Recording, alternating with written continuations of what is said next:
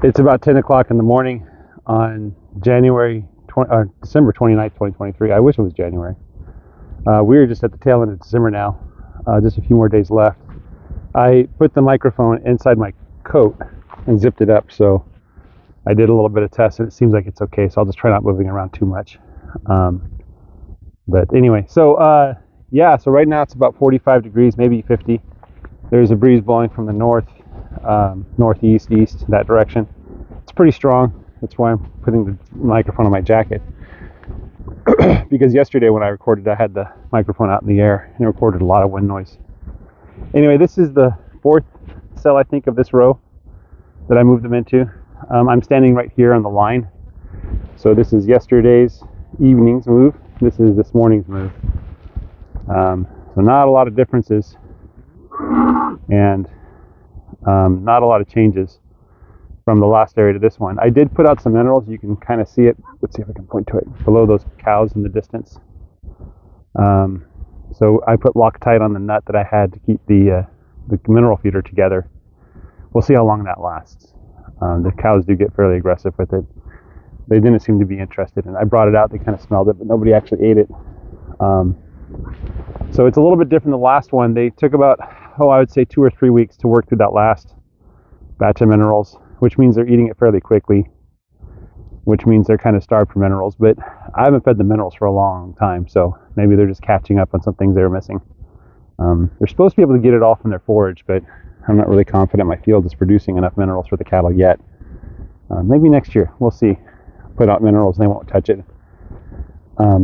The reason why I'm not doing Greg Judy's system is I don't have the container for it, and I don't have all the minerals for it, and it's a fairly large initial investment of time and money to get the minerals stocked. Obviously they don't eat that much minerals, and restocking it's not a big deal, but when you have like 10 different kinds of minerals and you need a 50-pound bag of each, I think it's fairly pricey. So I just wanted to see what would happen with these minerals. If I see that they're eating a lot of minerals, if I'm convinced that doing the Greg Judy system of minerals would make them better, then I'll probably put the money and the time into it. But right now I'm not really convinced that it's necessary. Gabe Brown doesn't feed his cows minerals. He's all the way up in North Dakota though. So, and he's been doing this for quite a bit longer than I have. The ducks did come out to meet me as I was putting out the fence, and the red went up to the ducks and chased them off. So I don't think the ducks and the cows are getting along quite yet. Time may change though. You know, the cows I think are more interested in what the ducks are doing and what they are, and they're a little bit of territorial instinct towards them, I guess, but I guess I'll realize these ducks aren't really infringing on their property here.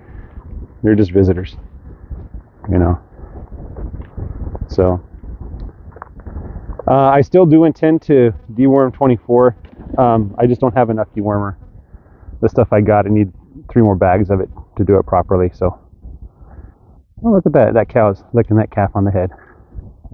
Oh no, that's metal tag being licked by like number 19 or something.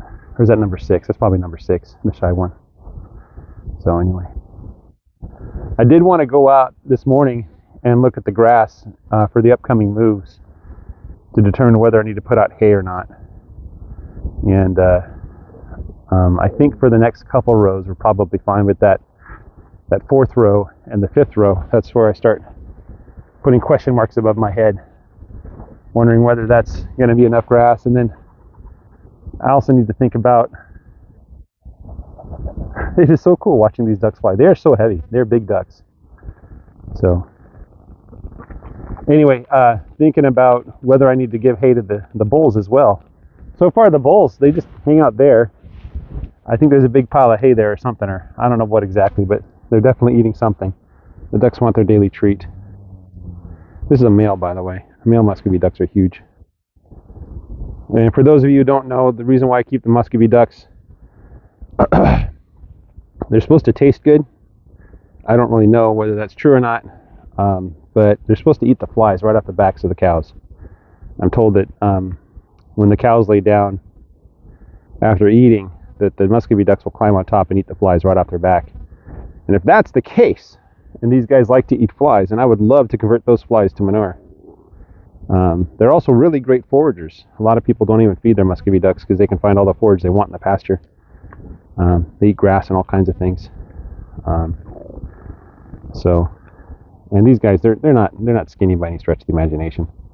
I only feed them a little bit a day, just a little snack to kind of get their goat, not get their goat, to kind of domesticate them, and have them come out to me in the field. So, yeah, let me go over to the side by side and get them some food. They tend to only fly when they're running away from something. They won't fly out to meet me, at least not yet. So, all right, that's all I got for you guys. Have a great day. Take care and bye-bye.